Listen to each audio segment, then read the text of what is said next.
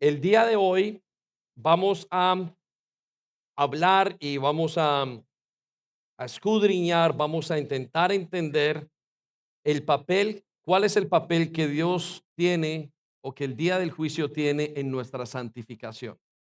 Recuerda que estamos en medio de las últimas fiestas y quiero que usted quizás lo tenga en contexto y bueno, voy a darle unos minutos el contexto de lo que vamos a hacer, pero tome unos segundos para pensar con quién estamos hablando. Tome unos segundos para ser consciente de que Dios nos está escuchando. Esta mañana no nos presentamos ante una congregación, ante un grupo de personas, sino que estamos presentándonos como un grupo de personas o como una congregación ante el Dios creador del cielo y de la tierra. Y lo espectacular, lo profundo y lo asombroso de que es estar delante de Dios. También lo temible es estar ante la persona o el ser más bien que creó todas las cosas. Solamente intente alcanzar ese pensamiento con su corazón. En nuestra mente finita, el pensamiento del Dios infinito. Señor, estamos acá en este lugar, congregados porque tú nos has llamado, por el llamado que tú hiciste en las escrituras, de que habrías de edificar una iglesia y que llamarías a los santos a ese lugar para que escucharan tu voz, para que hicieran tu voluntad. Señor, hay muchos que han sido ya santificados, son llamados por ti, Señor, y hay muchos que están esperando al oír tu palabra y al oír de tus labios su nombre. Y queremos pedirte, por favor, hoy a través de tu palabra podamos oírte y podamos entender quién es este Dios tan maravilloso al que servimos, que podamos comprender todo lo que significa su llamado y su plan de salvación para con nosotros. Te decimos como David dijo allá en uno de los salmos, ¿quién soy yo y quién es mi casa para que tú te acuerdes de mí, Señor? Gracias porque hoy estamos ante el Dios, creador del cielo y de la tierra. Ayúdanos a comprender y a entender y a ver estas cosas. En el nombre de Jesús. Muchísimas gracias. Amén. Amén. Tome asiento y déle ese aplauso al Señor. Y les contaba que estamos en la última de las fiestas, a punto de comenzar la última de las fiestas. Comienza el día lunes con el periodo que se llama tabernáculos. ¿Cómo se llama? Más fuerte. ¿Cómo se llama? Un poco más fuerte. ¿Cómo se llama? Tabernáculos. Muy bien. Y es la última de las fiestas. Este fin de semana, el día miércoles nos reunimos como iglesia para celebrar lo que llamamos Yom Kippur. Y hoy vamos a hablar acerca de ese día de Yom Kippur, que también es conocido como el día del juicio, y vamos a intentar explicar. Pero quiero que con la mirada puesta en ese mapa, usted y yo intentemos nuevamente absorber, entender este pensamiento tan grande. Estamos allí viendo los 7 eventos más importantes de la humanidad. Y el solo declaración es muy grande y muy importante, pero esto es lo que Dios nos dice. Son los 7 eventos que Dios eligió y le ha llamado las fiestas solemnes.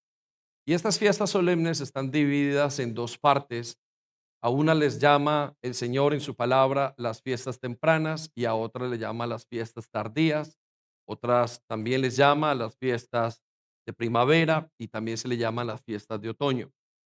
Y las primeras 4 fiestas son los 4 eventos que se realzan o se celebran en el tiempo de lo que llamamos comúnmente Semana Santa, aunque de esas 4 fiestas solamente se entiendan 2 o 3: el día de la Pascua, la muerte del Señor Jesucristo, el día de la resurrección y Pentecostés.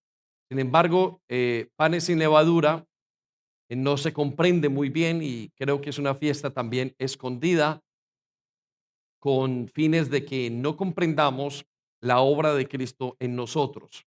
Creo fervientemente que esa es una de las razones principales. Pero al final del mapa usted tiene 3 fiestas, las que le llamamos fiestas de otoño, fiestas tardías, y comenzamos con esa que se llama la fiesta de las trompetas, y también es una fiesta escondida. Es una fiesta escondida para la cristiandad, aunque, en el pueblo judío, que es donde Dios, habló y les dio el mandato de celebrarlas, son fiestas de renombre y son conocidas, pero para nosotros y para la cristiandad son escondidas, porque creo que son los 3 eventos más importantes que vendrán. Y eso tiene que ver para nosotros, tiene un grado de importancia, porque son los 3 eventos más importantes en el Evangelio y estoy seguro que son los 3 eventos más importantes de la historia de la humanidad. Y eso hace que, por muchas razones, sean escondidas. Cada uno de estos eventos tiene un encuentro o un aspecto que Cristo lleva a cabo y que Dios lleva a cabo en el plan de su salvación. Y es por eso importante que la iglesia los conozca y nos hace muy bien, es de gran beneficio.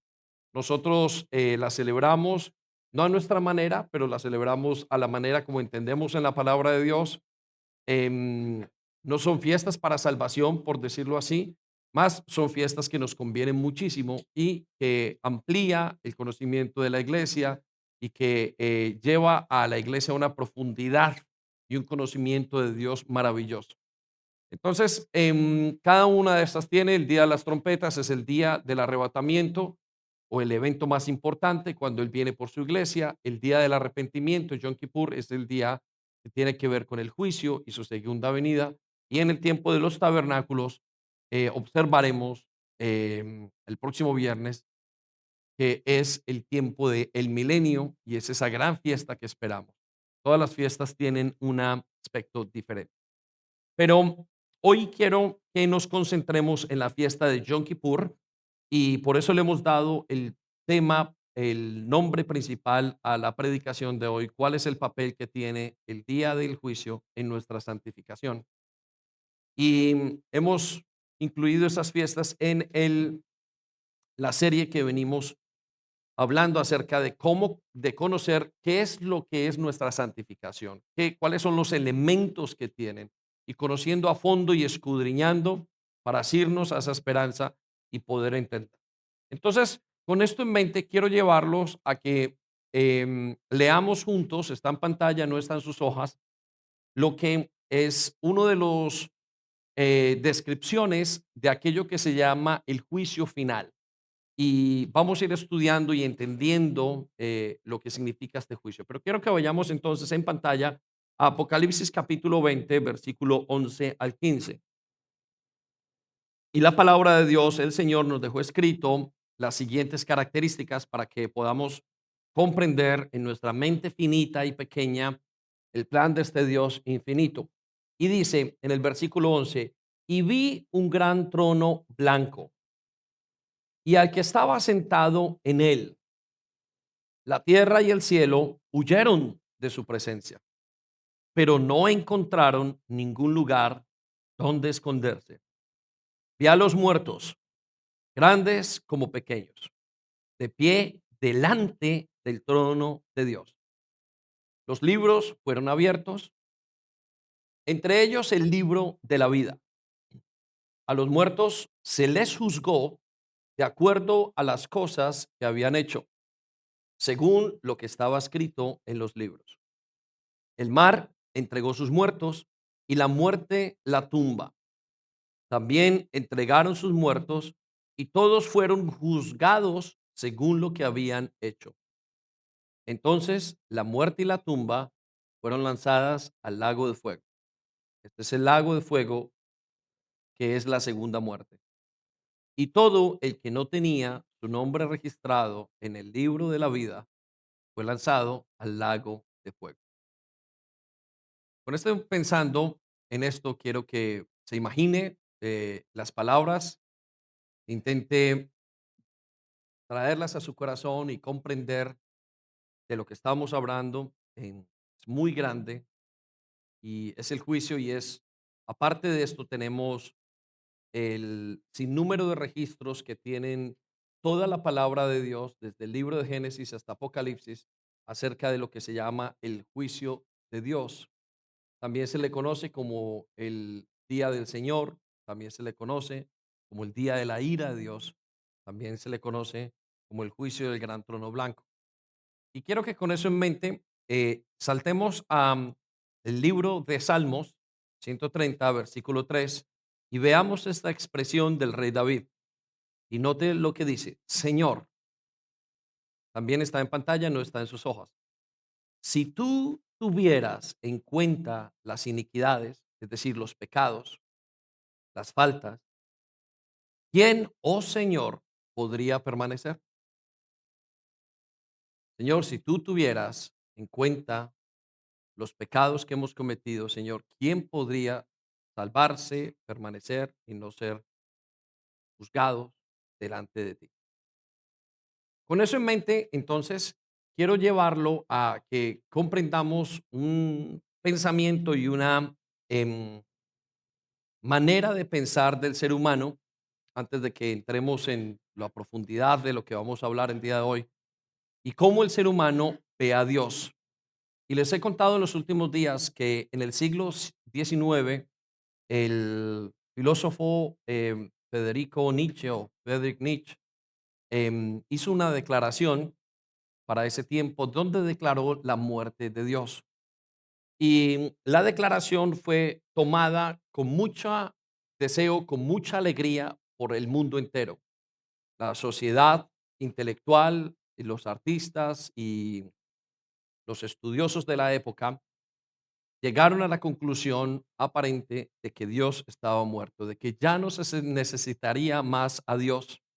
Y nos dice la palabra de Dios, perdón, y nos dice la historia que comenzó una época muy grande que se le llamó el positivismo.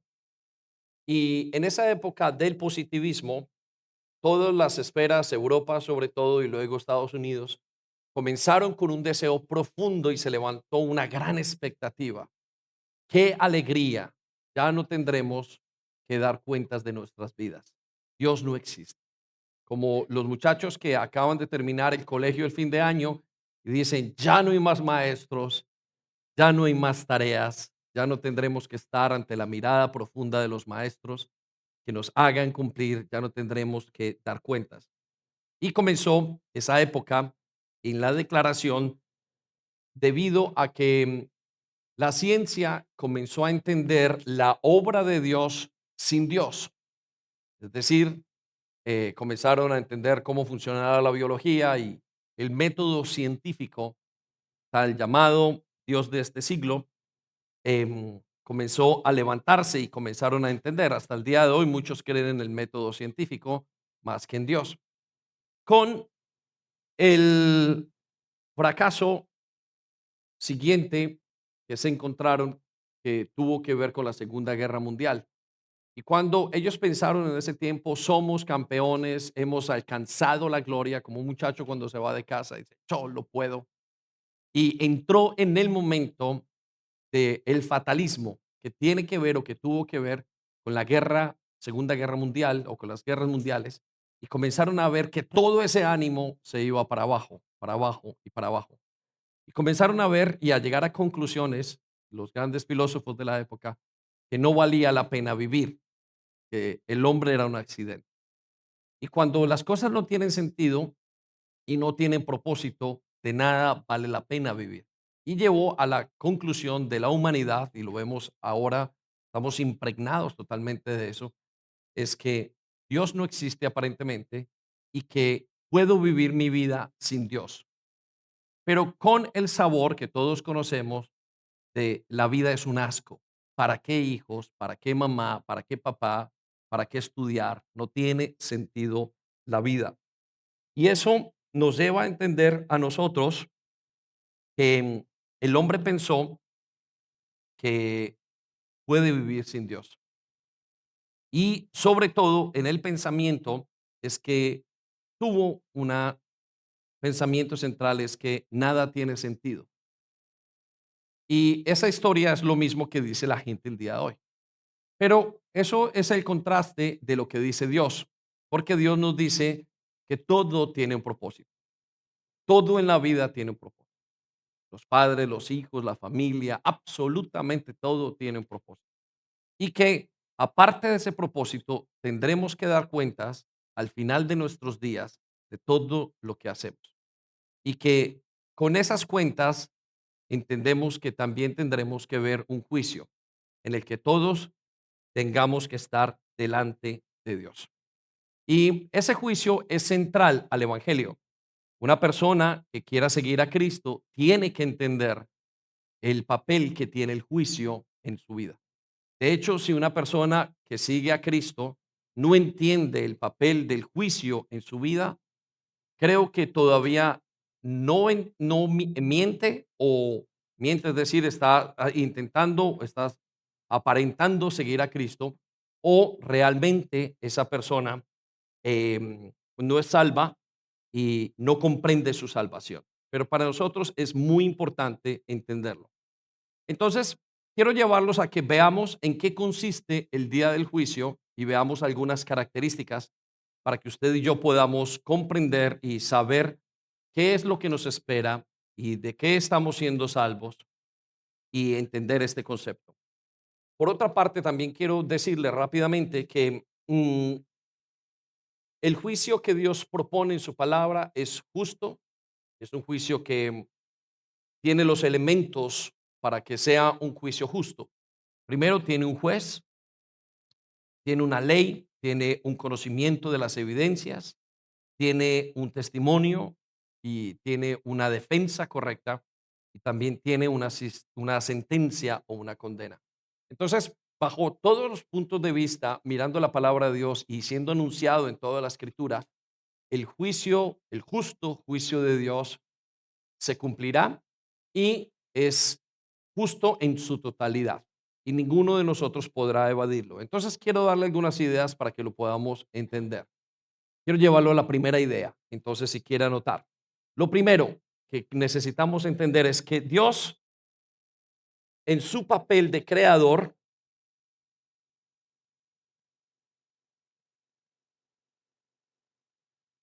es el juez supremo y justo de toda su creación.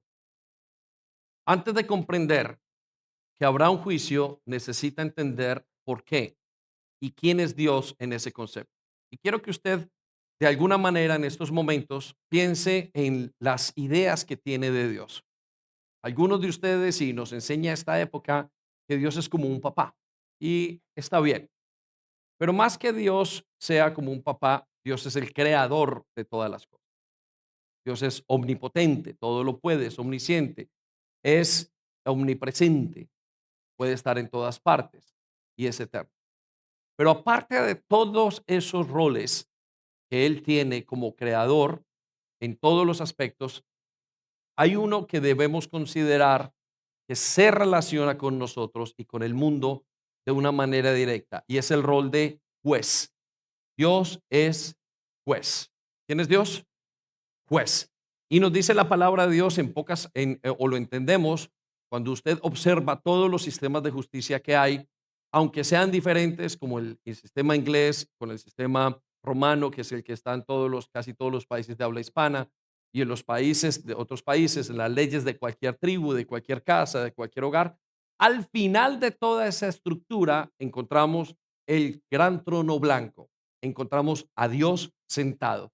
Dios es el último juez, el que está arriba. Es como si usted estuviera en este momento en una corte local. Cuando no saben escuchar su caso, lo tienen que llevar a una corte mayor. Luego, al llevar a la Corte Suprema de Justicia en este país, se lleva a la Corte de los Derechos Humanos en Europa y ahí, va subiendo y va subiendo. Hasta el final encontramos a Dios. Y su palabra nos dice que uno de sus atributos es que Él es juez. ¿Él es qué? Pues vamos a Salmos 96:13 para que lo veamos un momento. En la segunda parte dice, porque vino a juzgar la tierra. ¿Vino a qué? Ok, resalte esas palabras un momento para que podamos atesorarlas o para que podamos cogerlas y entenderlas. Mire lo que dice. Dice que Dios va a juzgar la tierra. Resalte esas palabras. Luego nos dice, juzgará al mundo con justicia. ¿Cómo juzgará? Ok, dice, juzgará la tierra, viene para juzgar la tierra, y luego dice, juzgará al mundo, va a juzgar. Pero luego también nos dice que juzgará con justicia. Entonces, Él está para juzgar, Él lo va a juzgar y además lo hará con justicia. Y a todos los pueblos con su verdad. Quiero que resalte la palabra con su verdad, es decir, con su palabra. Es por eso que Dios no está en pantalla, pero en Romanos 12:19 nos dice, ustedes iglesia, no juzguen. Vamos a ver por qué nos dice la palabra de Dios que no debemos de juzgar.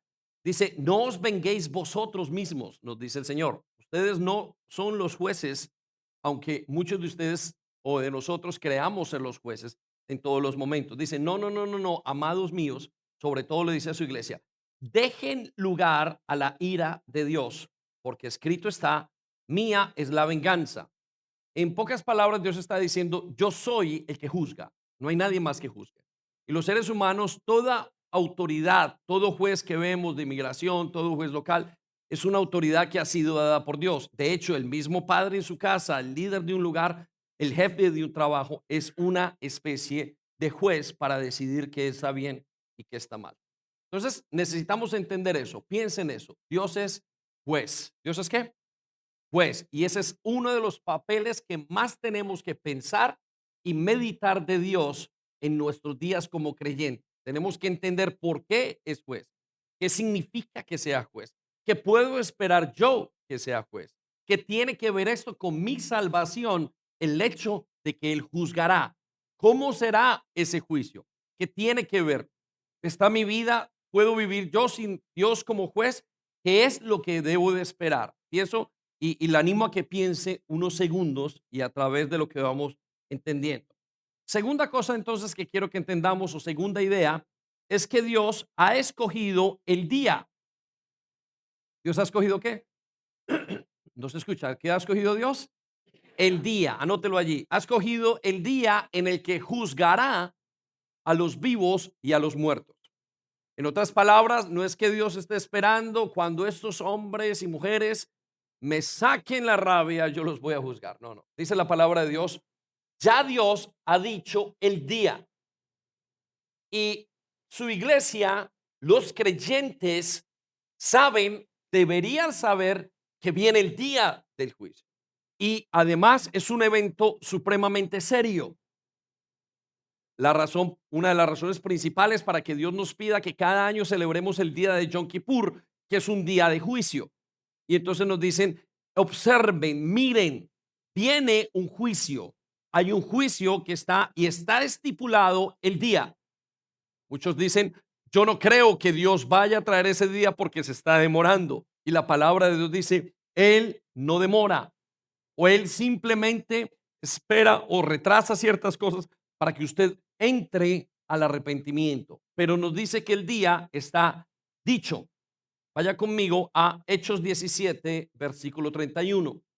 Y mire lo que dice. Por cuanto ha establecido un día.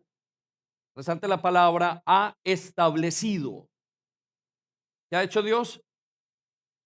No se escucha más fuerte. ¿Qué ha hecho Dios? Establecido. Él ha establecido un día. Él lo estableció. Y quiero que usted lo grabe en su corazón. Hay un día. Pastor, mañana, pasado mañana, cuando me muera, no importa. Lo más importante es que usted sepa en su preparación y en su vida cómo viva usted todo lo que hace y de acuerdo a cada decisión, entienda y sepa que hay un día en el que seremos juzgados. Y dice la palabra de Dios que ese día en el cual juzgará al mundo con justicia.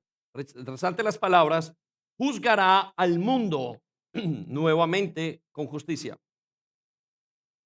Y entonces entendemos esos elementos del juicio de Dios. En pantalla, en segunda de Pedro, tenemos en el capítulo 3, versículo 17, una declaración muy fuerte acerca de ese día. Y léala entendiendo quién es Dios, por favor. Porque escuche lo que dice, iglesia. Dice el necio, ¿dice quién? ¿Dice quién? El necio, el ignorante, no hay Dios. El necio dice, no hay día.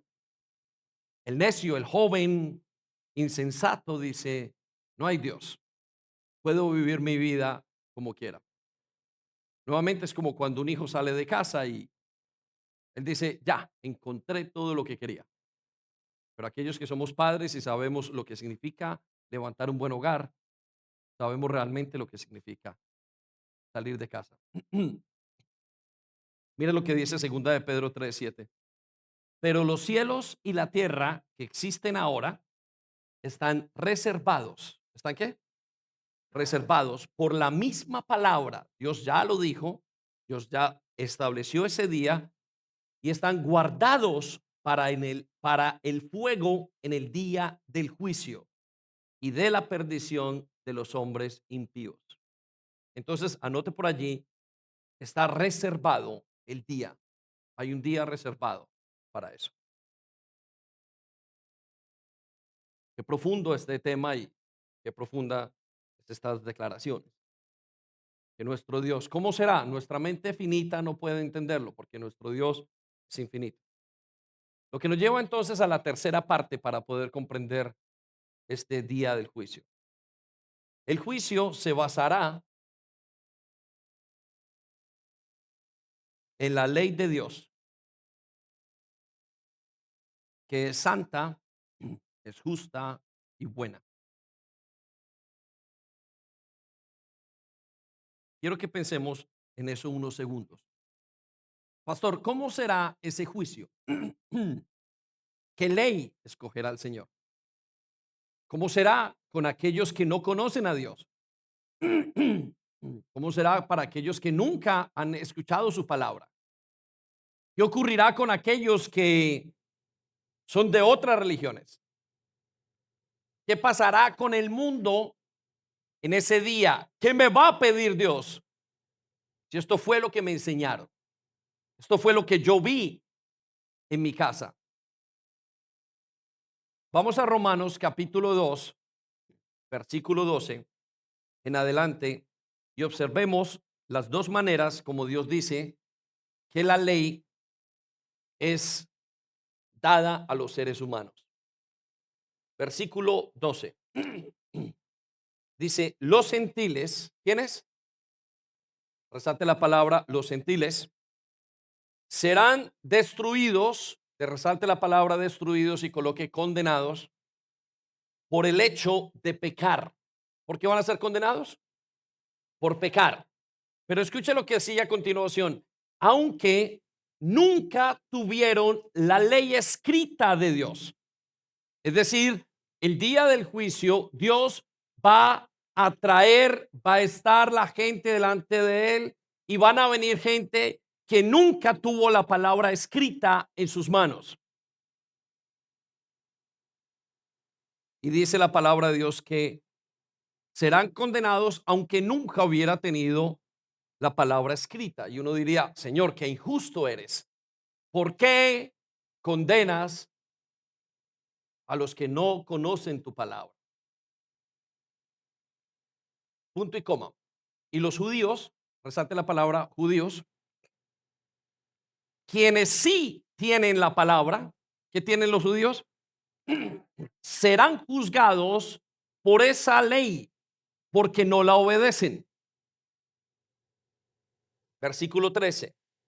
Pues el simple acto de escuchar la ley no nos hace justos delante de Dios. Es obedecer la ley la que nos hace justos ante Él. En pocas palabras, si usted obedece la ley, no será condenado. Si encontramos algún ser sobre este planeta que la obedezca, no serán condenados. El único problema es que todos hemos desobedecido la ley de Dios. Ustedes, sus padres, sus hijos, los hijos de sus hijos. En pocas palabras, están condenados o estamos condenados al juicio. versículo 14. Luego nos explica. Aún los gentiles, es decir, los que no son judíos, los que no conocen, los que no fueron criados en el Evangelio, quienes no cuentan con la ley escrita de Dios, ojo lo que dice, y resalta esas palabras a continuación, muestran que conocen esa ley. Resalta esas palabras, muestran que conocen, usted conoce esa ley. Pero ¿cómo así que conozco la ley de Dios? Dice, cuando por instinto la obedecen, aunque nunca la hayan oído. ¿Qué es esta ley que conocemos y que sabemos por instinto? Versículo 15 dice, ellos demuestran que tienen la ley de Dios escrita en el corazón. Resalte las palabras. ¿Dónde está la ley escrita? Usted nunca podrá decir delante de Dios, Dios no sabía tu ley, porque Dios le va a decir, sí la sabías. No, yo nunca estuve en una clase dominical, yo nunca fui a la iglesia, mis padres no fueron creyentes. Y él dirá, sí la sabes, la tienes escrita en tu corazón. Esa ley se llama también o toma la forma de la conciencia. Aunque muchos de nosotros en un momento en nuestra vida, nuestra naturaleza pecaminosa ha cerrado los ojos y los oídos de la conciencia, la ha intentado apagar, de vez en cuando sale el momento donde estoy haciéndolo mal. No debo de ser infiel. No debería estar robando. Debería tratar bien a mis padres. No debería robar en mi trabajo. ¿Qué estoy haciendo esto? No debería estar en actos inmorales con gente del mismo sexo o con gente del sexo opuesto. No debería pasar esto en mi vida. Eso se llama su conciencia. Y es lo que Dios va a utilizar en el día del juicio. De tal manera que Dios sabiamente hizo dos cosas. Dejó su palabra escrita, pero nos colocó a cada uno de los seres humanos una versión personal e interna para entender qué es lo correcto y qué no es lo correcto. De tal manera que día a día, minuto a minuto, segundo a segundo, ocurre lo que sigue a continuación. Ellos demuestran que tienen la ley de Dios escrita en el corazón porque su propia conciencia, resalte las palabras, su propia conciencia y sus propios pensamientos o los acusan o bien les indican que están haciendo lo correcto. Es por eso que usted sabe que el peor asesino en la cárcel sabe que está haciendo algo incorrecto.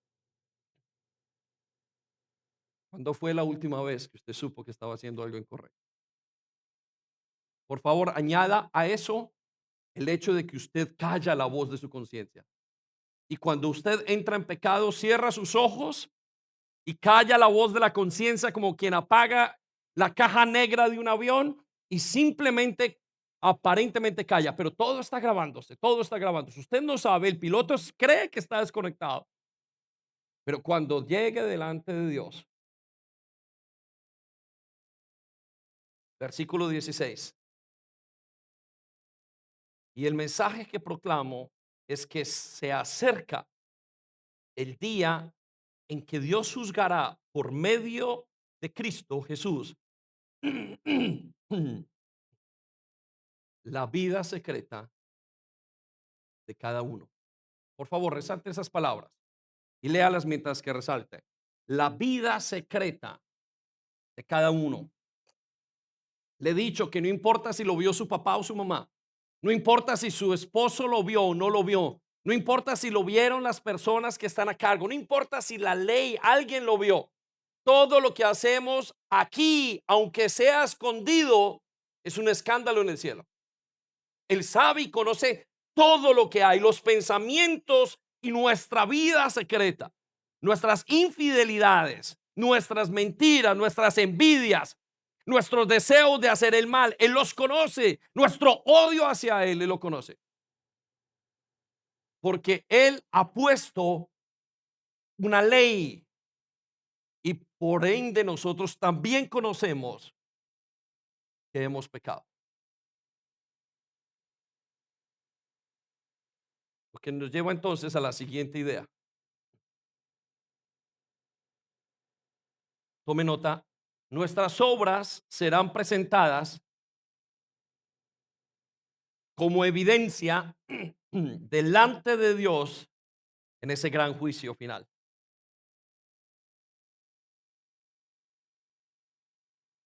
Tenemos mal entendido la razón por la cual vamos al infierno y porque somos condenados. Y esto es teología pura y dura. Esto está en la Biblia desde Génesis hasta Apocalipsis. No vamos al infierno porque Cristo nos envía al infierno. No vamos al infierno porque no conocemos a Dios. No, vamos al infierno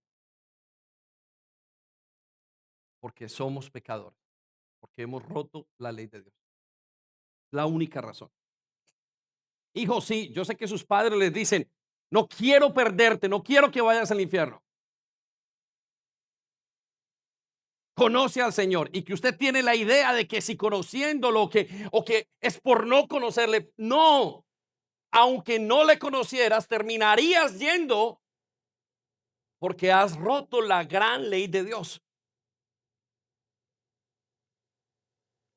Y esas obras serán presentadas porque Dios traerá toda obra a juicio, junto con todas las cosas encubiertas, sean buenas o sean malas.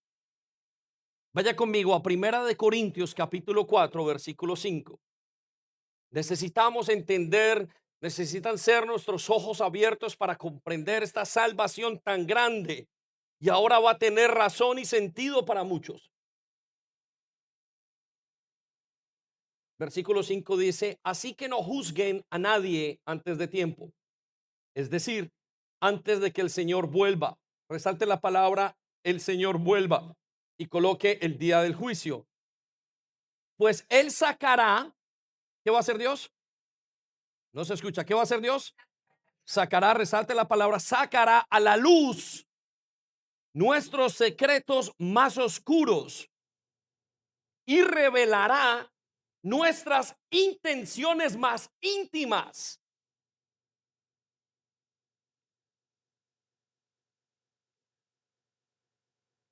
Entonces, Dios le dará a cada uno el reconocimiento que le corresponda.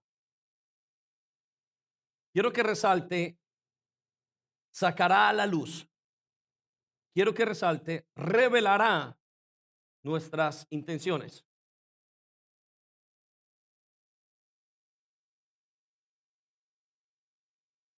Y tome unos segundos para pensar en ese sentimiento, para pensar en ese concepto de qué vergüenza si el mundo, si alguien supiera lo que yo tengo en mi corazón. Eso que usted y yo vivimos diariamente. No quiero que vean el desorden de mi vida. Y la palabra de Dios nos dice, todo saldrá a la luz.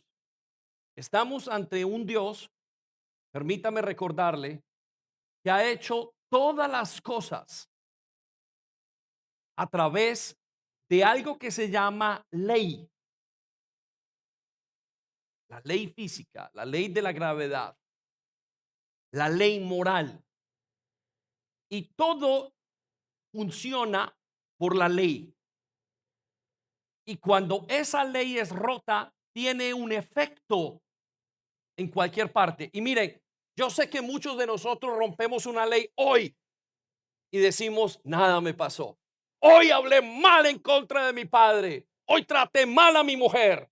Hoy hice esto a escondidas. Y decimos, no pasó nada. Pero con el tiempo, todo lo que cosechamos, todo lo que sembramos, lo recogeremos. Es inevitable. Todo lo que hayamos hecho, todos los secretos más oscuros serán revelados. Hitler murió y mató 6 millones de judíos y la gente dice la vida es injusta. ¿Por qué murió ese hombre y no va a pagar? Hace unos años un hombre que se llama Jimmy Savile abusó niños por decenas en los hospitales.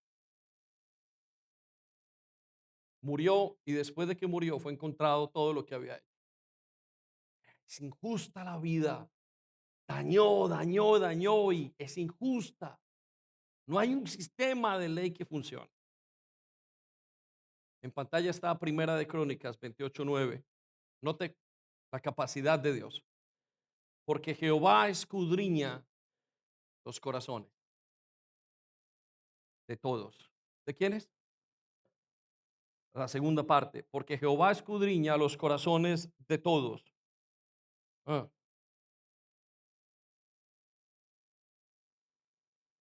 y entiende todo intento de los pensamientos.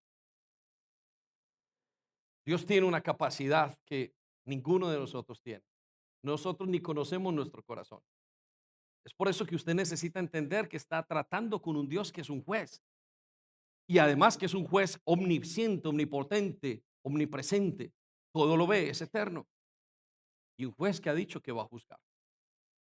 Frente a eso o contra eso nos enfrentamos los seres humanos. Entonces lo llevo a la siguiente idea. La palabra de Dios nos dice que cada persona entonces enfrentará un solo juicio. ¿Cuántos? Un solo juicio con un veredicto eterno, sin apelación y sin repetición. Necesito que sea muy consciente de esto. ¿Por qué? Le voy a decir por qué. Porque el sistema en que nosotros vivimos, Dios le ha dejado al ser humano un sistema para su vida local o para su vida como sociedad, y ha permitido que el hombre inclusive ponga leyes, y en algunos momentos ha puesto leyes que no debe de legislar. La ley, por ejemplo, del cambio de sexo, la ley del homosexualismo, toda una cantidad de cosas, el aborto correcto, todas esas leyes son legisladas por los seres humanos incorrectamente, en contra de la ley natural de Dios. Y debido a ese mal manejo de la ley desde nuestros padres pequeños, desde nuestras entidades, desde todo lo que vemos, pensamos que la ley no se cumplirá. Pensamos que no hay consecuencias en lo que hacemos.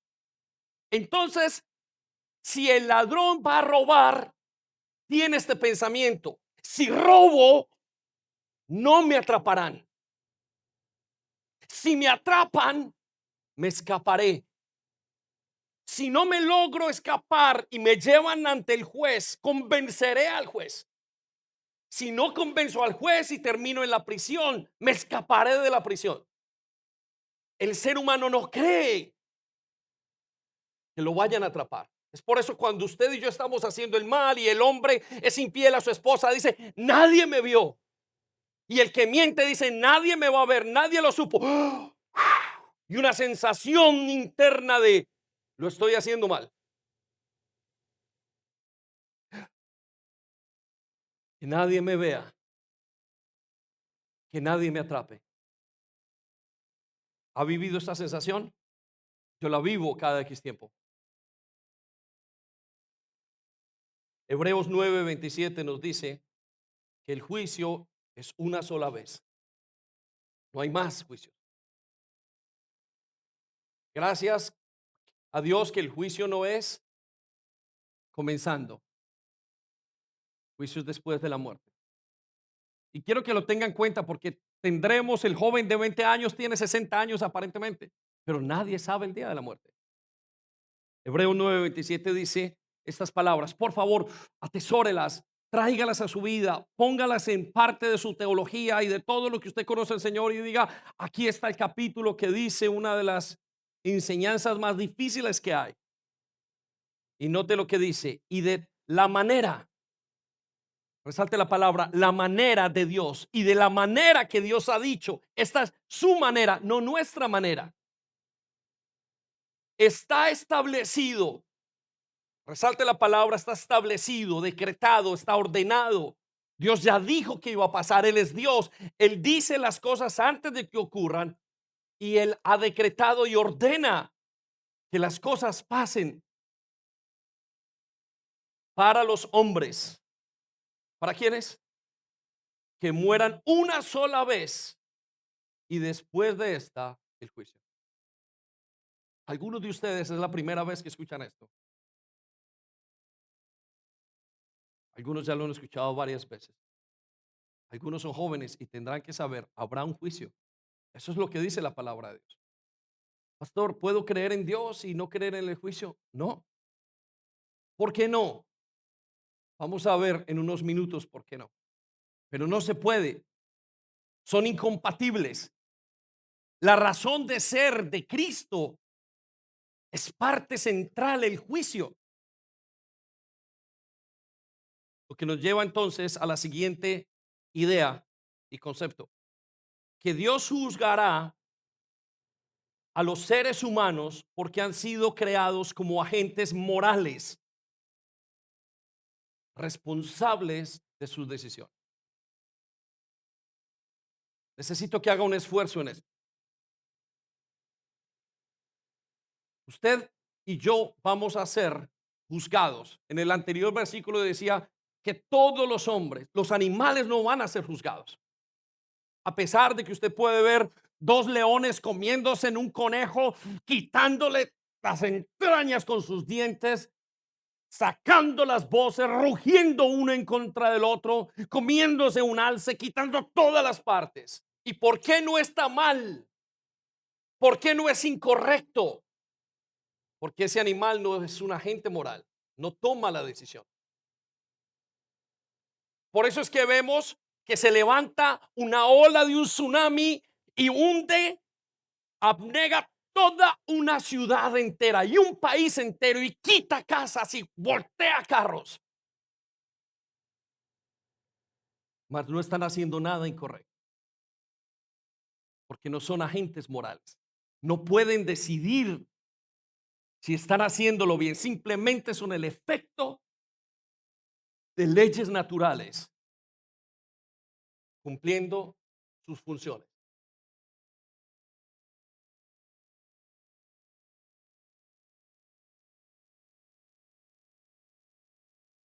Génesis 3:22 hace esta declaración de acuerdo a para nosotros. Luego el Señor Dios dijo. ¿Quién dijo? El Señor. Quiero que resalte la palabra el Señor. Es decir, la palabra el Señor quiere decir el que tiene toda la autoridad.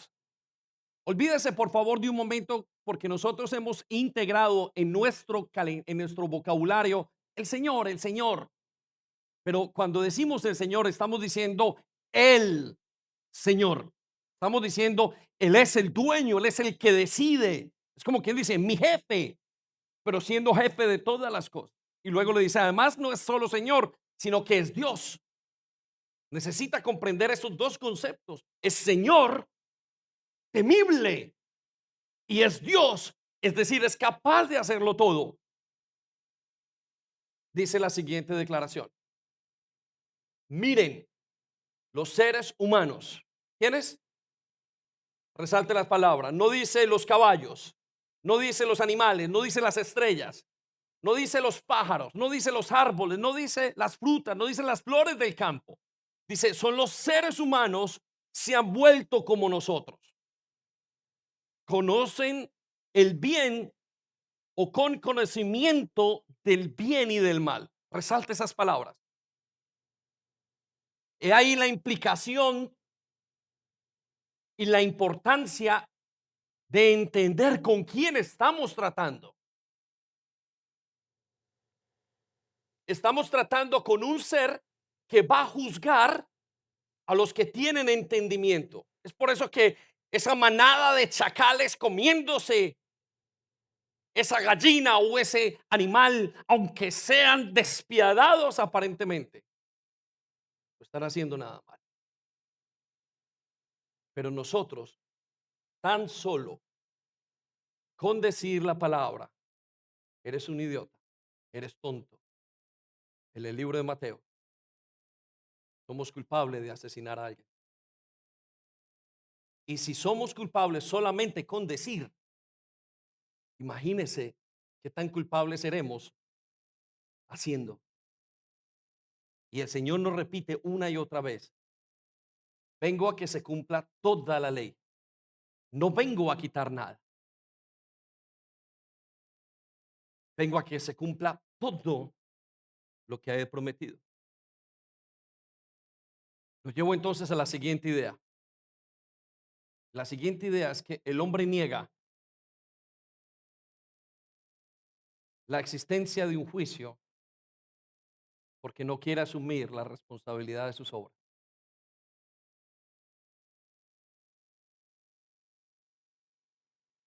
Le dije que el ladrón diría, si robo no me cogerán. ¿No fui yo? Cuando el ladrón, sin ser cogido, ha dicho que fue él. Cuando el infiel, sin ser cogido, ha dicho que fue infiel. Cuando el mentiroso, sin ser atrapado, ha dicho que es mentiroso.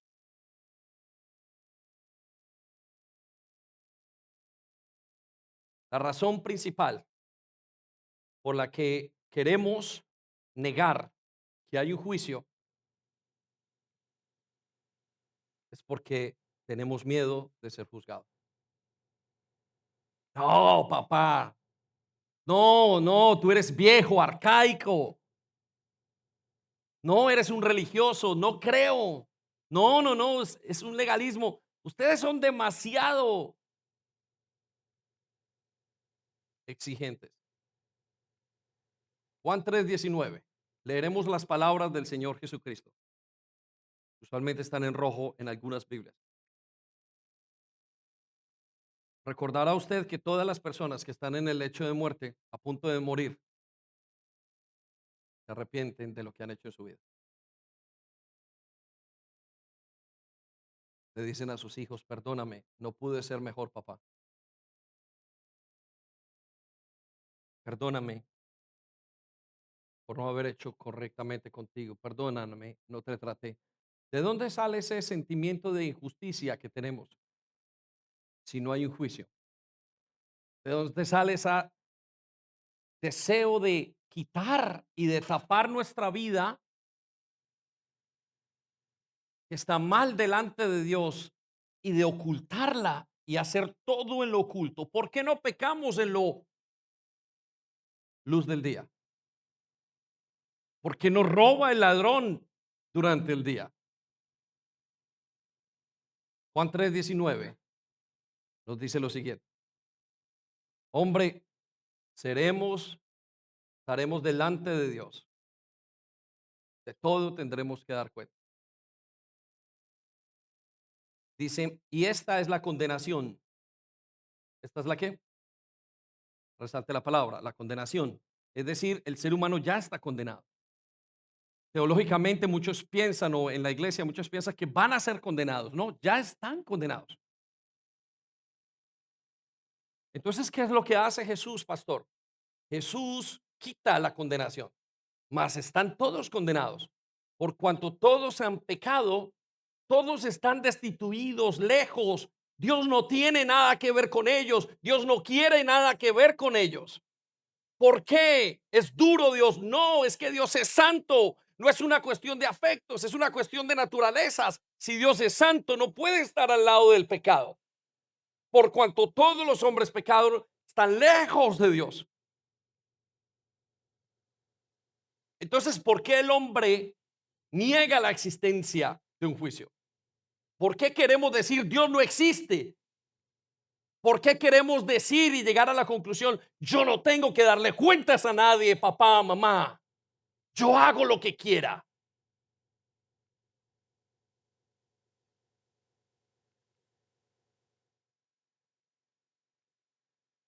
Y esta es la condenación. Que la luz, resalte la palabra luz y coloque Jesús. Que Jesús vino a los hombres. Resalte la palabra mundo y coloque hombres. Y los hombres amaron más las tinieblas. Resalte la palabra tinieblas y coloque pecado que a Jesús. Lo vuelvo a leer. Y esta es la condenación. Que Jesús vino al mundo y los seres humanos amaron más su pecado que a la luz y nos da la razón. Por favor, resalte la razón que sigue a continuación. Porque sus obras eran malas. Porque sus obras, ¿qué? Eran malas. Lo sabían. Versículo 20. Y porque todo aquel que hace lo malo aborrece a Jesús. Usted no aborrece a Jesús porque no esté de acuerdo con lo que dice.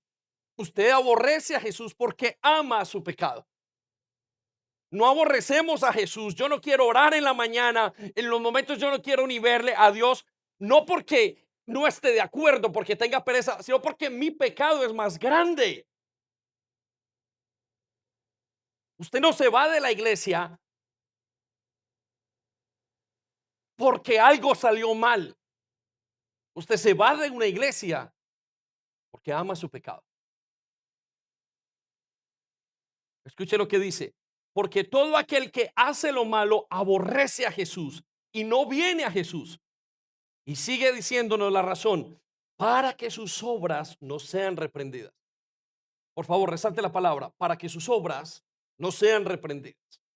Esta declaración está hecha de parte de Jesús después de haber dicho aquella famosa declaración que todos saben.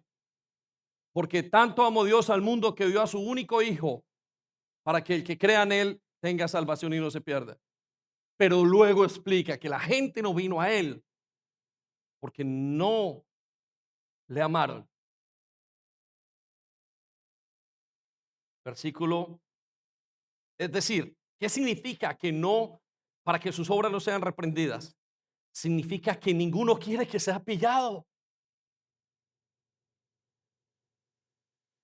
Señor, no quiero que te des cuenta que estoy robando, que estoy mintiendo, que tengo envidia. No quiero que nadie se dé cuenta y no quiero que tú te des cuenta. Versículo 21, más el que practica la verdad, resalte la palabra verdad a Jesús, viene a Jesús para que sea manifiesto que sus obras son hechas de Dios. Y esta es la gran diferencia. El que ama las tinieblas no quiere que sepan su pecado, más el que ama a Cristo, el justificado, el salvo, el escogido, como usted le quiera poner, quiere que sus obras se vean. Señor, no quiero mi pecado. Y es el conflicto. Le pregunto, ¿cuándo fue la última vez que usted pidió perdón? Y eso va a decir mucho de usted. Si fue hace años, olvídese. No quiere, lleva muchos años o mucho tiempo sin querer que sus obras sean reprendidas. Pero si fue ayer, si fue esta mañana, si usted anoche se sintió que, ay Dios, ¿por qué soy así? Yo no quiero ser así. Te quiere mostrar la obra de Cristo en usted diciendo, yo quiero ser como tú. Lo que nos lleva entonces a la siguiente idea, que si el ser humano no fuera juzgado, entonces nadie asumiría responsabilidad por sus actos.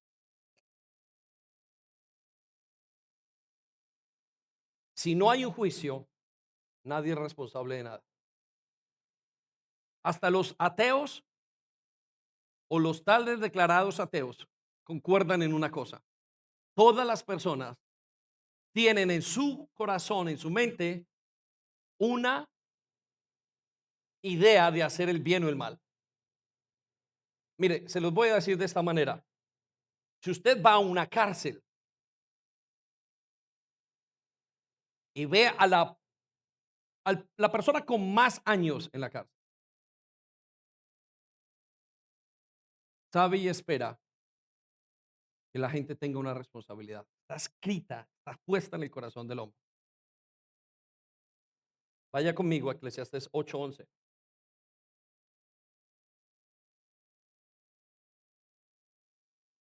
Si no hay responsabilidad por los actos y si no hay un juicio, entonces nadie sería responsable de nada. Por consiguiente, iglesia, Pablo lo dijo, comamos y bebamos, no importa lo que haga. Entonces le pregunto, ¿por qué usted hace bien? ¿Por qué quiere tener una casa ordenada? ¿Por qué tenemos jueces? ¿Por qué tenemos leyes? ¿Por qué tenemos expectativas, roles de que la gente haga lo correcto? Porque sabemos que hay un juicio. ¿Y cómo sabemos que hay ese juicio? Porque sabemos que algo nos demanda hacer las cosas bien. Aún ese hombre, ese asesino, en la prisión, en el momento, dice: es injusto que hayan matado a mi hijo. Hay una demanda. Y el narcotraficante que perdió a su familia porque cuentas de bandas a bandas o lo que usted diga, siente, aunque es injusto, siente aparentemente que la vida es injusta. Cuando miraron los campos de concentración en los Estados Unidos, en,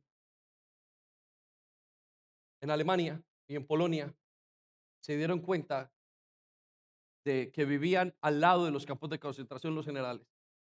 Años después, entrevistaron a los hijos y a los nietos de los generales que habían mandado a matar miles y miles. Y todos coincidían con algo: nuestros padres eran buenos padres. Los mismos asesinos de millones de personas eran buenos padres para sus hijos. Qué ironía, si no había un juicio. ¿Por qué no fueron malos con sus hijos? Sabían en su corazón que tienen que tener un grado de moralidad porque fueron hechos como agentes morales. Eclesiastés 8:11 sus notas dice: cuando no se castiga enseguida un delito, la gente siente que no hay peligro en cometer maldades. Y padres, esto es para nuestros hijos. Cuando usted no disciplina a su hijo no siente que hay nada que sea peligro. Si tenemos cárceles, es porque sabemos que la gente comete delitos. Si tenemos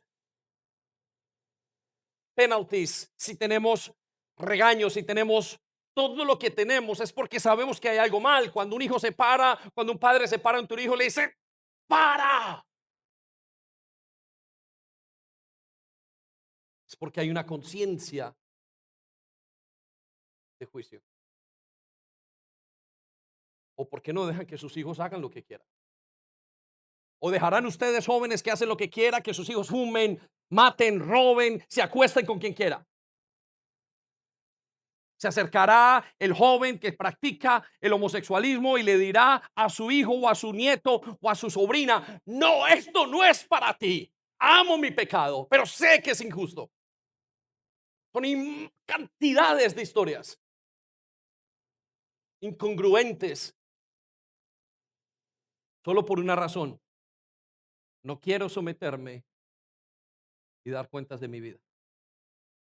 Proverbios 19:3 dice: y si fuera así, la gente arruina su vida por su propia necedad. ¿Por qué arruina la gente su vida? Por su propia necedad. Y al final se enojan con el Señor. Escúcheme esto, necesito que ponga un minuto de atención. Resalte las palabras: por su propia necedad. Y se enojan con el Señor. Uno de los argumentos de los ateos es el siguiente: Dios no existe. Porque si Dios existe, porque hay malas cosas. Y aparentemente es una lógica correcta. Pero lo que está diciendo el ateo es lo siguiente: sé que hay justos, sé que hay un método de justicia, mas no quiero creer en Dios. La incongruencia de nuestras vidas. Eres incongruente al no sujetar. Y no importa lo que digas. Tienes las miles de excusas. Mi papá me violó. Mi mamá me echó cuando era de pequeño. No crecí en un barrio pobre. ¿Acaso no sabes que los ricos también lloran y pecan? Lo que nos dice entonces la siguiente idea, vaya conmigo, es muy importante, que el ser humano, anótelo, se contradice, quiere justicia, pero niega el juicio que la garantiza. El ser humano en su necedad dice: el necio, no hay Dios. Y en su necedad dice: no, yo quiero justicia, pero niega que hay un Dios que es el que la tiene que garantizar. Al final, y le voy a contar una cosa, iglesia, y a todos los que están acá: cada queja que sale de su boca, de su corazón, termina en el escritorio del Señor. Cada queja que termina, que sale de nuestros labios, indica solo una cosa: Dios, tú eres incompetente. Tú no sabes en mi vida. Aparte de que yo escogí la esposa, que usted escogió el esposo, que usted es el que ha criado a sus hijos. ¿Por qué me tocan estos hijos a mí? Lo que usted le está diciendo: Dios, eres incompetente. Tú no sabes ser Dios. Deberías saber mejor las cosas. Porque quien ha dicho que sostiene la creación es Dios. ¿Por qué me hiciste así? Y yo le pregunto, ¿por qué no? ¿Por qué si los 10 chacales se pueden comer un ternero en menos de 10 minutos? ¿Por qué usted y yo no podemos morir? Porque tenemos la mentalidad de que somos dioses y jueces. Es por eso que esa mentalidad no la tiene la gente del campo. Al vivir en el campo, conocen los animales y saben cómo muere, saben cómo está, y dicen, somos una creación. Pero nosotros los que estamos en medio del humanismo, ¿por qué a mí? ¿Por qué fui yo? ¿Quién soy yo, Señor? ¿Por qué a mí? Yo tengo que valer algo ante tus ojos. Y esa es la exigencia de un corazón soberbio que exige y demanda de la vida sin saber que está demandando de Dios. ¿Por qué Dios me hizo así? El libro de Job, el libro más antiguo de la Biblia, nos dice que Dios permitió que Satanás arrasara y se ensañara contra la vida de Job, mató a sus hijos en lo más despiadado que podía hacer, quitó todo lo que había, solamente con un objetivo: quítale todo lo que tiene y te maldecirá en tu cara.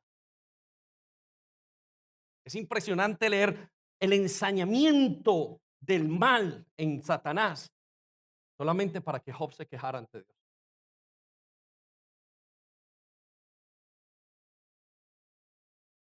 El hombre, el ser humano se contradice, quiere justicia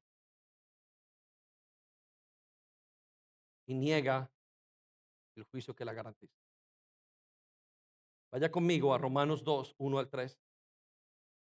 Mire lo que dice. Por lo cual eres inexcusable. No hay excusa para ti, oh hombre o mujer, joven o mayor, no importa. Quien quiera que seas. Resalte las palabras: quien quiera que seas. No hay excusa para ti. No hay excusa de lo que no tienes. No hay excusa. La Biblia dice que Caín mató a Abel y tuvo los mejores padres que había podido tener. No era su familia, no era el ambiente, no era haber crecido en Londres, no era no tener algo en sus vidas, era su corazón que estaba pervertido ante Dios. No puedes excusarte porque eres un ser, un agente moral. Por lo cual, por esta razón, eres inexcusable, oh hombre, quien quiera que tú seas, tú que juzgas. Pues en lo que juzgas a otro, te condenas a ti mismo. Mire, usted no puede pedirle la justicia a Dios. El día que usted le pida, Señor, haz justicia, ese día el Señor tendría que hacer justicia con usted y podría usted quedar en polvo, totalmente destruido, porque Dios tiene, para ser justo, que traer justicia sobre esa persona y sobre mi vida. Por eso la oración es: Señor, ten misericordia. Señor, no soy capaz, esto me va a consumir, no sé capaz. Ten misericordia. Escuche lo que dice: porque tú que juzgas, haces lo mismo. Versículo 3. Y piensas esto, hombre, tú que juzgas a tu mamá, tú que juzgas a tu papá, tú que juzgas a los líderes, tú que juzgas a tu esposo, tú que juzgas a tu esposa, tú que juzgas a tus hijos. Piensas, oh hombre, tú que juzgas a los que tal hacen y haces lo mismo, que tú escaparás del juicio de Dios.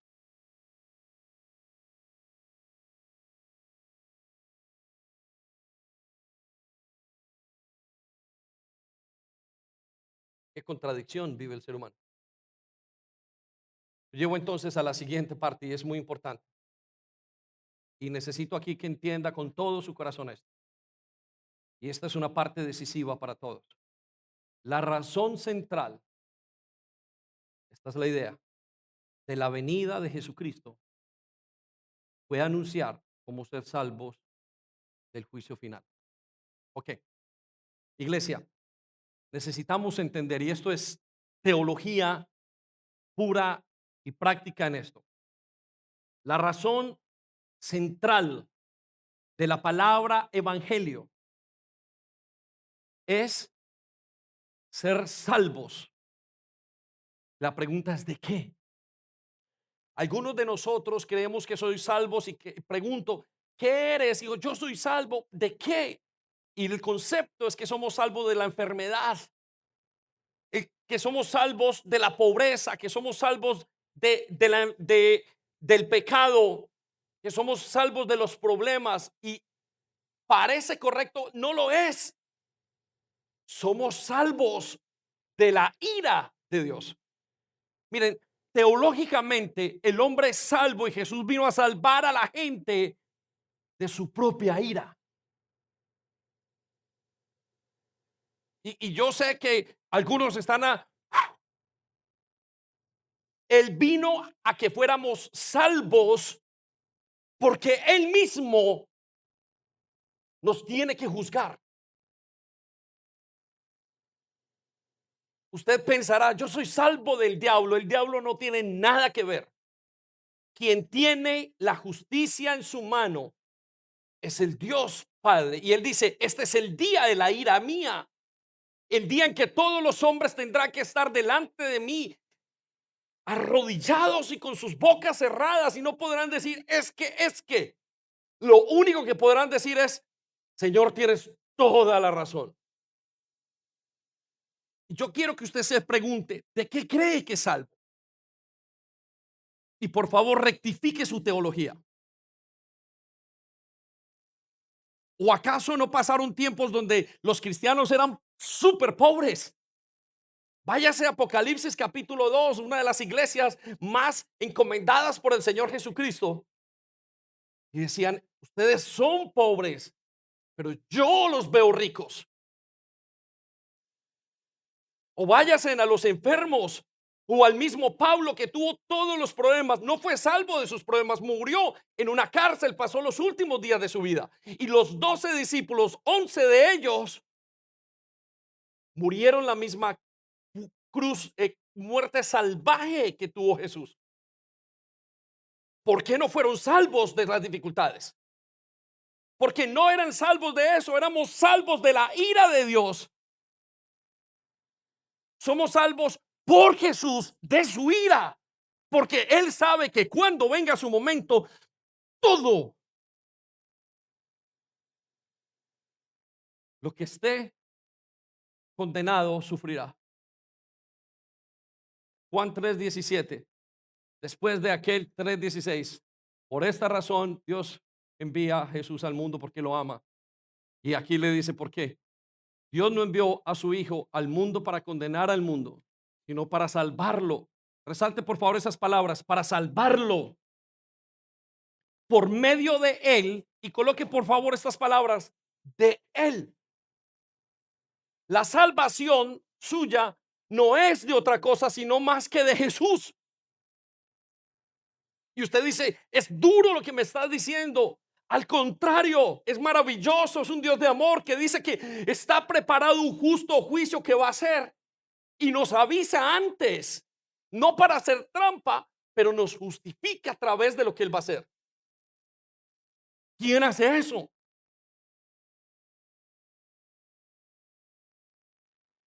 Lo llevo entonces a la siguiente idea. Por eso la principal tarea de la iglesia es proclamar el juicio venidero y presentar la gracia salvadora de Jesús. Pastor, acaba de tocar un tema sensible. La gente no se quiere sentir mal. El otro día tenía a mi hija, papá, me pasa esto. Yo le decía, veo esto y veo esto. Me estás diciendo, sí, te lo estoy diciendo. Por esta causa me dejó Dios aquí para corregir lo que estaba mal. La iglesia de hoy está despistada.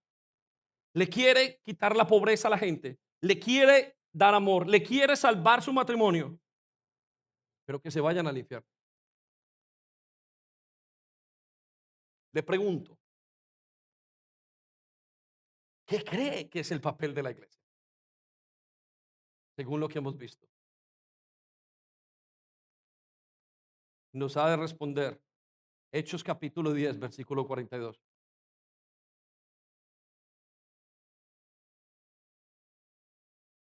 Mire lo que dice. Él nos ordenó. Por favor, en la palabra Él coloque Jesús. ¿Quién? Jesús nos ordenó que predicáramos en todas partes y que diéramos testimonio de que Jesús es a quien Dios designó para ser el juez de todos, los que están vivos y los que están muertos. Por favor, resalte esas palabras porque esa palabra va a contrariar nuestro llamado eterno. El llamado de Dios es este, pero el humanismo está tan metido en nosotros que dice, no haga sentir a nadie mal. Es como tener a una persona en un cáncer terminal y tener la medicina en la mano y hacerlo sentir bien. Yo, mira, no te quiero hacer sentir mal, pero vas a morir. No, vamos a darle Coca-Cola, vamos a darle todo. Y no estoy diciendo que se tenga que hacer sin amor, porque ciertamente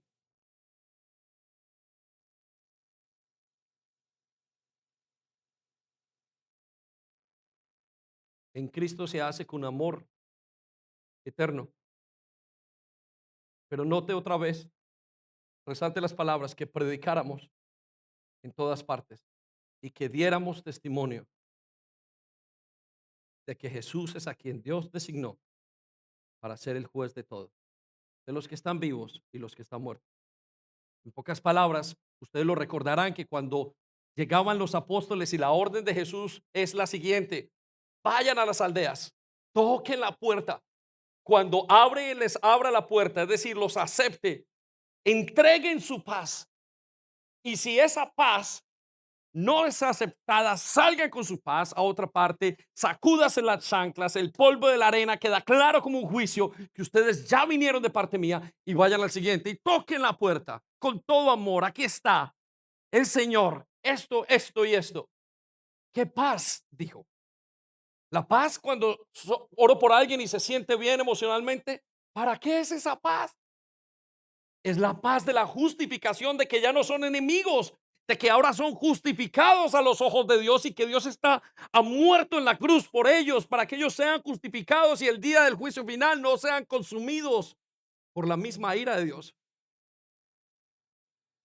¿Cuál es su perspectiva? ¿Para qué está acá? Pastor, está mal entonces que mi matrimonio funcione. No, está perfecto. Es añadido. Pero ¿qué te sirve que tu matrimonio funcione si mañana mueres y pierdes tu vida y la de tus hijos? ¿Qué te sirve que tus hijos vayan a la universidad si en el último día estarán muertos delante de la ira de Dios? El evangelio es: vengo a salvar a las ovejas que están perdidas, salvarlas de. Usted no está perdido en sus problemas, aunque nuestros problemas son porque estemos perdidos.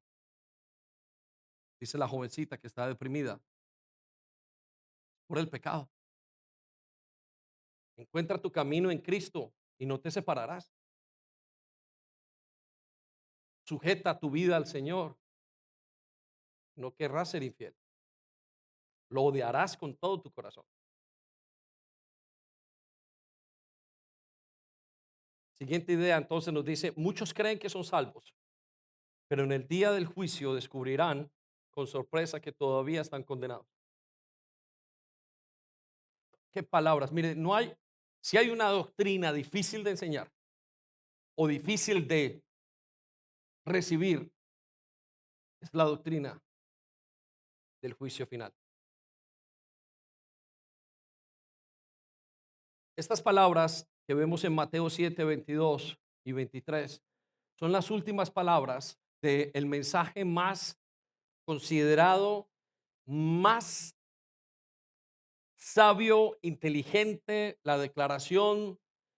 La enseñan en universidades de teología, la enseñan en universidades de filosofía, la enseñan y ha sido estudiado por los grandes hombres académicos, intelectuales que quieren comprender la vida. No hay hombre que haya dicho estas palabras. Se llama el monte de las bienaventuranzas. Y comienza diciendo, bienaventurado el hombre, bienaventurado el que da la paz, bienaventurado el humilde. Y comienza y da una esperanza única, pero termina diciendo estas palabras. Y cada sermón, cada cosa que Dios dijo, tuvo que terminar en algo. Y escuche las últimas palabras declaradas. Dice en el versículo 22, y esas son todas las Biblias, Mateo 7, 22. El día del juicio, ¿cuándo?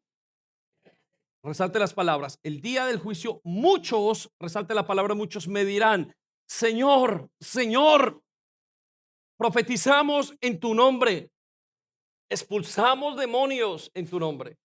E hicimos muchos milagros en tu nombre. Fuimos a la iglesia, mis padres iban.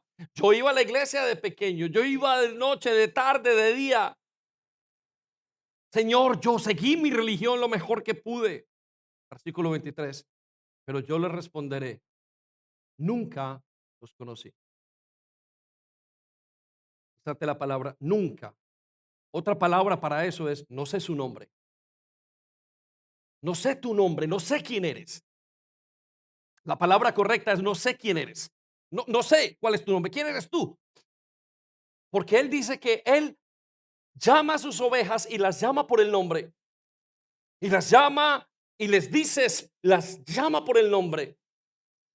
Él conoce el nombre de sus ovejas, pero los que no son ovejas dicen, no sé quién eres. Y no es por la omnipotencia o ni omnisciencia de Dios, es por la comunión. No he escuchado tu voz nunca. No sé quién eres. Señor, pero hice hasta milagros. Yo vi cuando respaldaste. Y luego le dice, aléjense de mí ustedes que violan las leyes de Dios.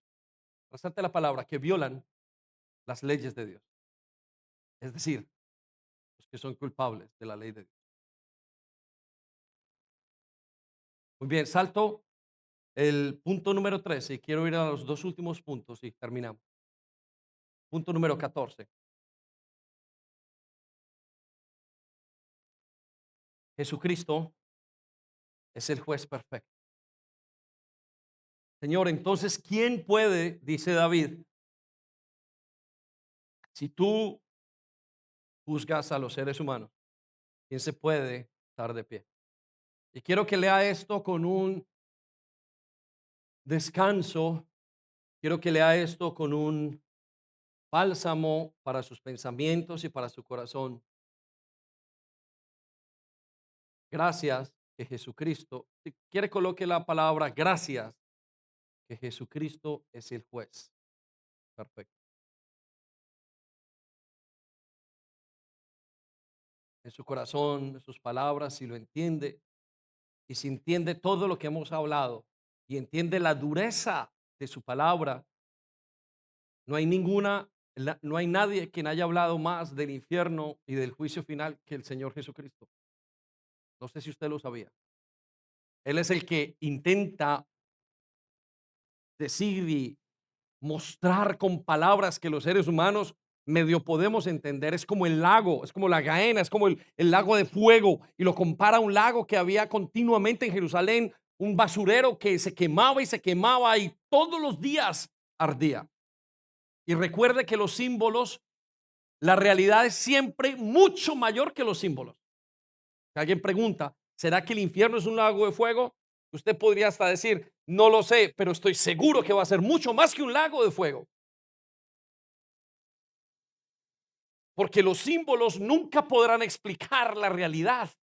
La realidad es mucho más grande que el símbolo.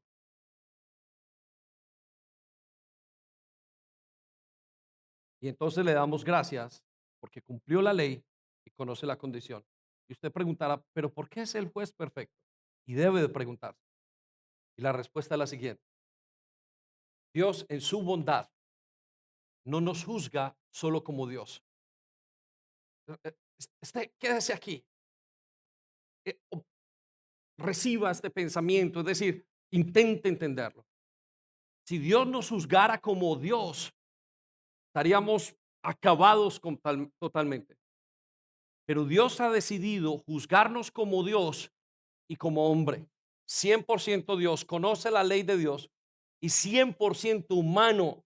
Y ahí es donde está la característica de lo único, de la unicidad, no sé si es la palabra, de Dios. Es tan único porque es 100% Dios, 100% humano. Y es capaz de comprender toda la ley de Dios. Y es capaz de cumplir como humano la ley de Dios por nosotros. Se lo dije al principio cuando estábamos presentando a la niña. El récord de Dios, de Jesús, es transmitido a mí porque Él es humano, 100% humano, y el mío es don de Dios. Y por eso dice la Biblia que Dios lo hace a Él pecado, lo mata en la cruz, lo absorbe, los pecados de todo el mundo caen sobre Cristo y sobre los creyentes, los justificados, cae el cumplimiento de la ley de Dios. Hay un intercambio de pasaportes legales. Mi pasaporte manchado se lo ponen a Jesús y lo maltratan y lo matan. Y su pasaporte limpio me lo dan a mí. Yo me identifico con ese pasaporte. Y por eso yo puedo vivir y él tiene que morir. Y por eso es el Dios, el juez perfecto. No nos está juzgando un juez pecador. Y escuche lo que dice. Hechos 17:30 dice. Por tanto, por todo lo que él ha hecho, habiendo pasado por alto los tiempos de ignorancia, quitando toda la ignorancia que traemos y entendiendo la palabra de Dios, Dios declara ahora, es Dios el juez, es el que está declarando, el que está diciendo ahora a todos los hombres, no hay ninguno que se salve, a todos, esto es para todos, en todas partes que se arrepientan, porque Él ha establecido un día en el cual juzgará al mundo en justicia. No es en injusticia. No es un juez que hace lo malo por la noche que nadie dice y que tiene una vida moral interna mala. No, este es un Dios perfecto, un juez limpio, justo, que nos dirá culpables y agradeceremos que tengamos ese juez, aunque seamos culpables, por medio de un hombre. Resalte esas palabras, por medio de un hombre a quien él ha designado. Ese hombre es Jesús. Habiendo presentado pruebas a todos los hombres, muestra, es capaz, le podemos ver, no le hemos encontrado una mancha al Señor Jesucristo. Y el día que le encuentre una mancha al Señor, toda la fe cristiana se caerá, porque está basada en su santidad. El yo puedo ser libre porque Él no tiene mancha. Yo puedo ser santo porque Él me ha transferido su santidad. Si Él tuviera mancha, mi santidad estaría manchada y no sería aceptable ante Dios. Tremendo es esto. Habiendo presentado a todos los hombres cuando lo resucitó de entre los muertos. Versículo 32. Ponga su atención en esto, por favor, y su fe. Cuando oyeron, este es Pablo hablando en Grecia, en medio donde está la idolatría, hablando de un Dios. Y cuando les dijo estas cosas, dice la palabra de Dios, por favor, cuando oyeron de la resurrección, de esto que Dios estaba proponiendo de los muertos, algunos se burlaban. Por favor, resalte las palabras. Algunos se burlaban, pero otros dijeron, les escucharemos otra vez acerca de esto. resalte las palabras, le escucharemos otra vez. Solo hay dos grupos. Anote su nombre en uno de los dos. Por favor, anótelo. En los que se burlan o en los que escucharán otra vez. Tiene que preguntarse. Y los que se burlan no solamente dicen, ah, qué tontería. Los que se burlan dicen, no es importante, ya lo resolveré yo. Dice el necio, no hay Dios. Cree el hombre necio que no tiene que sujetarse ante nadie, que no tiene que estar despierto para escuchar la palabra de Dios. No sé si usted se da cuenta con quién estamos tratando. Es un ser que ni lo entendemos. Y si entendemos, es un ser santo y nosotros tan pequeños. Lo que nos lleva entonces a la última parte y finalizamos. Llegamos a esta conclusión, que solo la obra de Cristo entonces justificará en el juicio. Ninguna obra será aceptada. Ok, podríamos decir, pastor, todo para llegar a esto. Y la verdad es todo para llegar a esto. Y esa sola frase que usted y yo encontramos en Romanos en unos minutos, veremos que hay una palabra que está compuesta de dos letras, que es lo único que marca la diferencia.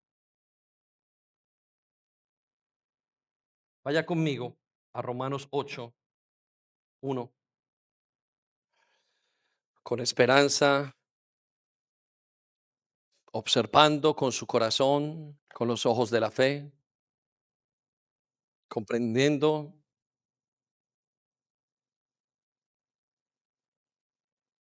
lo que estamos hablando.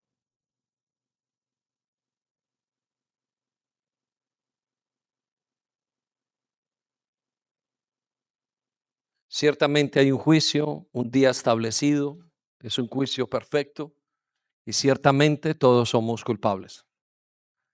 Pero solo aquel que viene en ese juicio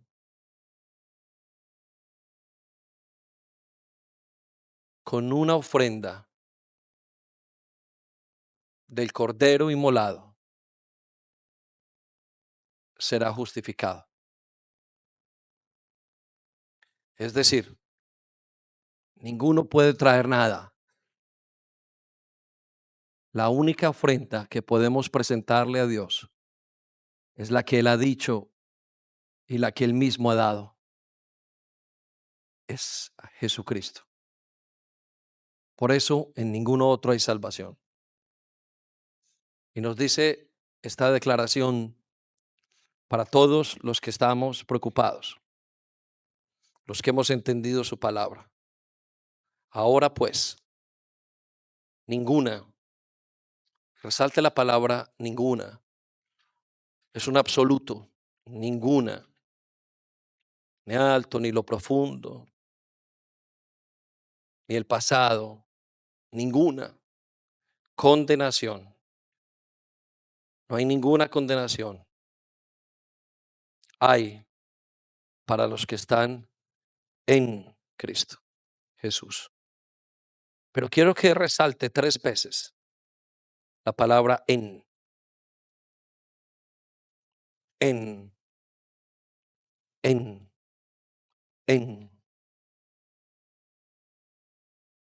Es estar en Cristo. Qué palabra tan pequeña. Y es la palabra que decide si eres culpable o justificado.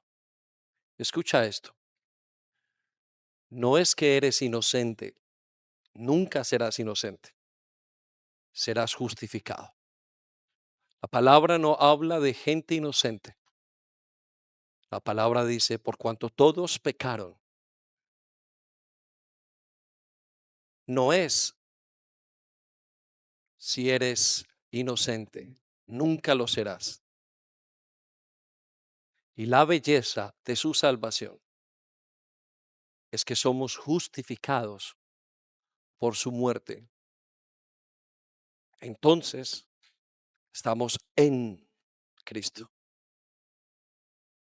¿Dónde estás? No es estar al lado de Cristo. No es haber sabido de Cristo. No es que tus padres y en tu casa alaben a Cristo. Es que tú estés en Cristo. No es que tus hijos sean buenas personas. Es que estén en Cristo. No es que tu esposo le agrade la idea de la iglesia. Es que tu esposo esté en Cristo. Y todo lo que está fuera de Cristo no tendrá justificación, porque es Jesucristo el que justifica. Así, Él es Dios, Él es juez, Él hace justicia y es el que justifica. Todo esto nos indica que Él ha hecho todo el trabajo, que tu justificación es el mismo Señor. Por eso Él dice que el camino, la verdad y la vida, que Él es el camino, la verdad y la vida. Él mismo es todo. Él es la entrada al tabernáculo. Él es el lugar santo y es el lugar santísimo. Él es quien muere, Él es quien crea, Él es quien resucita, Él es quien llama, santifica, glorifica. En Él vivimos, en Él nos movemos y en Él estamos.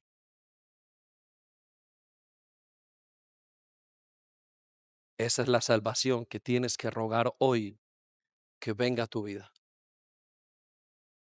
Ese es el clamor interno que Dios te dice que hagas. Es Él. No hay nadie más que Él. Es por Él y para Él. Todas las cosas son hechas para Él, por Él. Todo está sujeto a Él. Él es el que juzgará. Él es el que salva y el que llama. Esperamos que haya sido de bendición para ti. No olvides compartir este vídeo con otras personas para que pueda ser de bendición para ellas también. Te animamos a que te suscribas a nuestro canal si aún no lo estás, para que te lleguen las notificaciones del nuevo contenido.